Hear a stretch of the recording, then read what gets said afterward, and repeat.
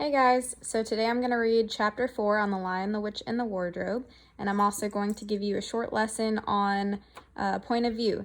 So at the end of the book, we are going to discuss what point of view you think the book is from. So real quick, we're going to base our first person, second person, third person, limited, and third person omniscient on Romeo and Juliet. So first person is when the narrator is the character in the story. So for example, Romeo would say something like, I looked up at Juliet and told her she was beautiful. So it says a lot of things like I, or me.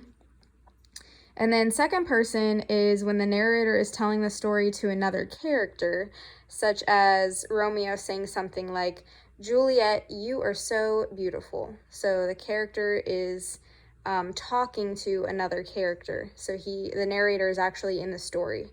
Now, third person limited is when the narrator can tell us what the character is doing, but not what they're feeling. So Romeo would say, or the narrator would say something like, Romeo stood outside Juliet's window and shouted up to her balcony. So nothing about how Romeo's feeling, only what he is doing. And then third person omniscient is when the narrator has full access to thoughts and feelings in the story, as well as experiences. So he's like a god, basically. He knows what they're thinking, he knows what they're feeling, and he's going to tell you. So, for example, Romeo loved Juliet with all his heart, and he was going to tell her how he felt, and Juliet loved him back. So that is the four point of views. So now we're going to get to chapter 4 and figure out which one the Lion, the Witch, and the Wardrobe is. So just to recap of chapter 3, we see that Edmund went into the wardrobe to chase after Lucy, and he ends up going into Narnia, and he's looking for Lucy, and he figures that she's mad at him because he can't find her. And he runs into the witch, who tells him that she is a queen, and she introduced herself and wants to know what he is. So without further ado, but what are you? Said the queen. Are you a great overgrown dwarf that has cut off its beard? No, your majesty, said Edmund.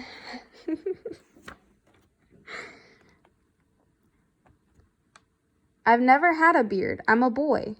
A boy, said she. Do you mean you are son of Adam? Edmund stood still, saying nothing. He was too confused by this time to understand what the question meant. I see, you are an idiot. Whatever else you may be, said the queen. Answer me once and for all, or I shall lose my patience. Are you human? Yes, your majesty, said Edmund. And how, pray, did you come to enter my dominions? Please, your majesty, I came in through a wardrobe. A wardrobe? What do you mean? I opened a door and just found myself here.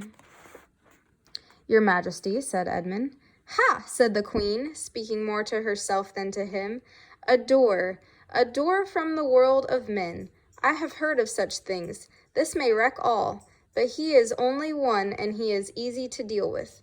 As she spoke these words, she rose from her seat and looked Edmund full in her face, her eyes flaming. At the same moment she raised her wand.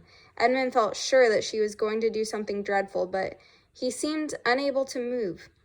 Then, just as he gave himself up for loss, she appeared to change her mind.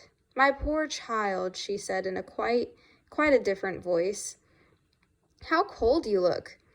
Come and sit with me here on the sleigh, and I will put my mantle round you, and we will talk. Edmund did not like this arrangement at all, but he dared not disobey. He stepped into the sleigh and sat at her feet, and she put a fold of her fur mantle around him and tucked it well in. Perhaps something hot to drink, said the queen. Should you like that? Yes, please, your majesty, said Edmund, whose teeth were chattering.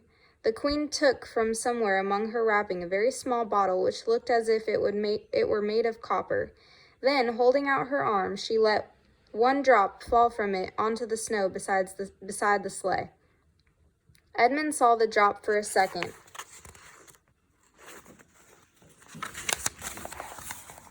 In mid-air, shining like a diamond, but the moment it touched the snow, there was a hissing sound, and there stood a jeweled cup full of something that steamed. The dwarf immediately took this and handed it to Edmund with a bow and a smile. Not a very nice smile. Edmund felt much better as he began to sip the hot drink.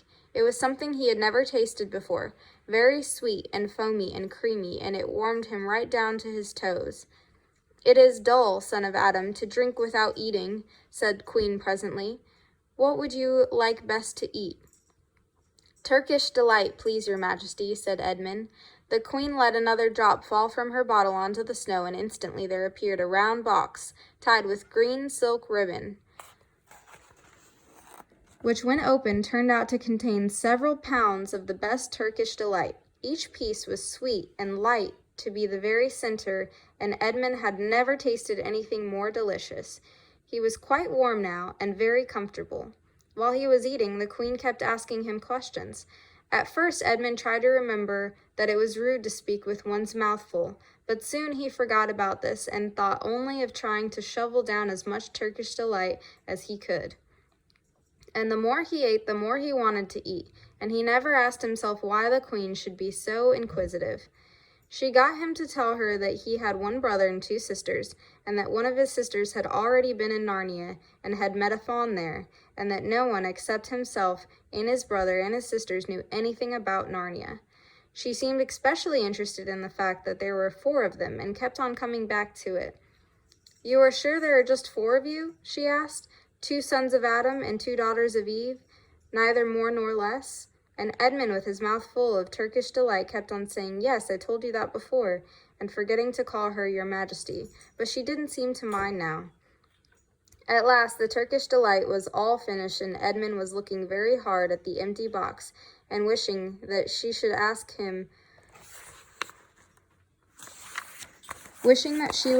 him if he would like some more. Probably the queen knew quite well that what he was thinking, for she knew, though Edmund did not, that this was enchanted Turkish delight, and that anyone who had once tasted it would want more and more of it, and would even, if they were allowed to, go on eating it till they killed themselves. But she did not offer him any more.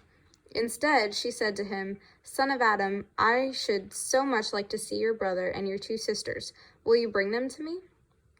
"I'll try," said Edmund, still looking at the empty box, "because if you did come again, bringing them with you, of course, I'd be able to give you some more Turkish delight. I can't do it now. The magic will only work once. In my own house it will be another matter."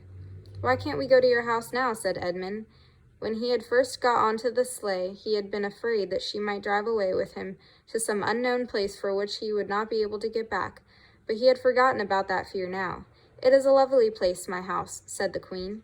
"I am sure you would like it. There are whole rooms full of Turkish delight, and what's more, I have no children of my own. I want a nice boy whom I can bring up as a prince, and who would be king of Narnia when I am gone. While he was prince, he would wear a gold crown and eat Turkish delight all day long. And you are much the cleverest and handsomest young man I have ever met. I think I would like to make you the prince, some day, when you bring the others to visit me." "Why not now?" said Edmund. His face had become very red, and his mouth and fingers were sticky. He did not look either clever or handsome, whatever the queen might say. "Oh, but if I took you there now," she said, "I shouldn't see your brothers and your sisters. I very much want to know your charming relations. You are to be the prince, and later on the king. That is understood. But you must have courtiers and nobles. I will make your brother a duke and your sister a duchess." "There's nothing special about them," said Edmund. "And anyway, I could always bring them some other time." "Ah, but once you are in my house," said the queen, "you might forget all about them. You would be enjoying yourself so much that you wouldn't want the bother of going to fetch them. No, you must go back to your own country now and come to me another day with them. You understand? It is no good continuing without them." "But I don't even know the way back to my own country," pleaded Edmund.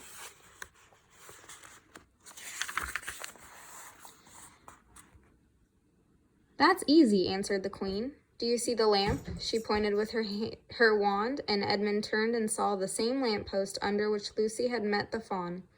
Straight on beyond that is the way to the world of men, and now look the other way. Here she pointed into the opposite direction. And tell me if you can see two little hills rising above the trees. I think I can, said Edmund. Well, my house is between those two hills, so next time you come, you'll only have to find the lamppost and look for those two hills and walk through the wood till you reach my house. But remember, you must bring the others with you. I might have to be very angry with you if you came alone. I'll do my best, said Edmund. And by the way, said the queen, you needn't tell them about me. It would be fun to keep it a secret between us two, wouldn't it? Make it a surprise for them. Just bring them along to the two hills. A clever boy like you will easily think of some excuse for doing that. And when you come to my house, you could just say, let's see who lives here, or something like that.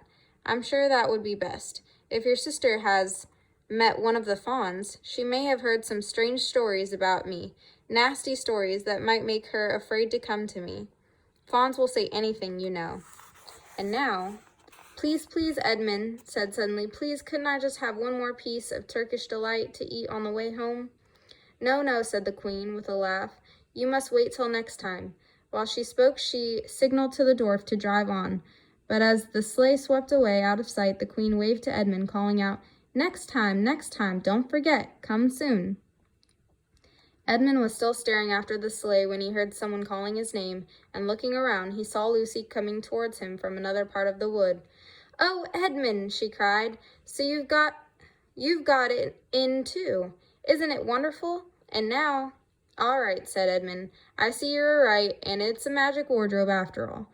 I'll say I'm sorry if you like. But where on earth have you been all this time? I've been looking for you everywhere. If I'd known you had got in, I'd have waited for you, said Lucy, who was too happy and excited to notice how snappishly Edmund spoke or how flushed and strange his face was. I've been having lunch with dear Mr. Tummus, the fawn, and he's very well, and the White Witch has done nothing to him for letting me go. So he thinks she can't have found out, and perhaps everything is going to be all right after all.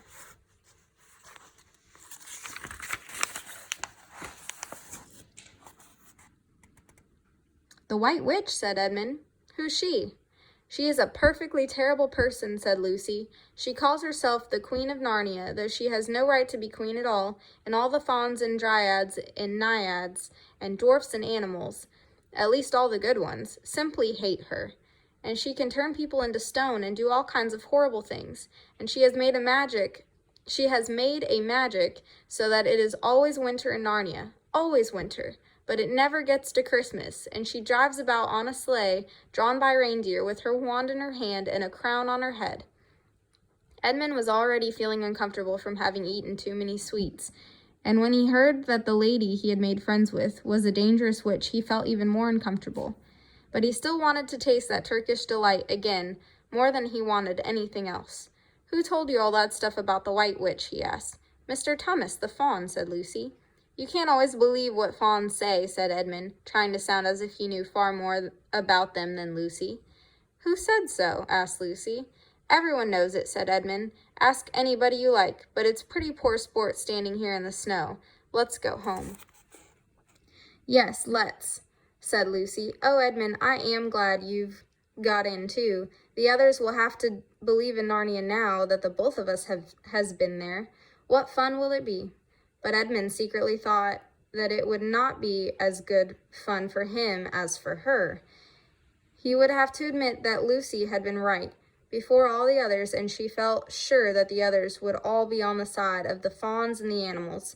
But he was already more than half on the side of the witch. He did not know what he would say or how he would keep his secret once they were all talking about Narnia. By this time they had walked a good way. Then suddenly they felt coats around them instead of branches, and the next moment they were both standing outside the wardrobe in the empty room. I say, Lucy, you do look awful, Edmund. Oh, I say, said Lucy, you do look awful, Edmund. Don't Don't you feel well?" "I'm all right," said Edmund. But this was not true. He was feeling very sick. "Come on, then," said Lucy. "Let's find the others. What a lot we shall have to tell them, and what wonderful adventures we shall have now that we're all in it together."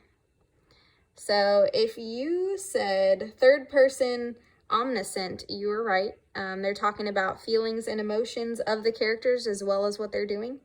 So thanks for watching.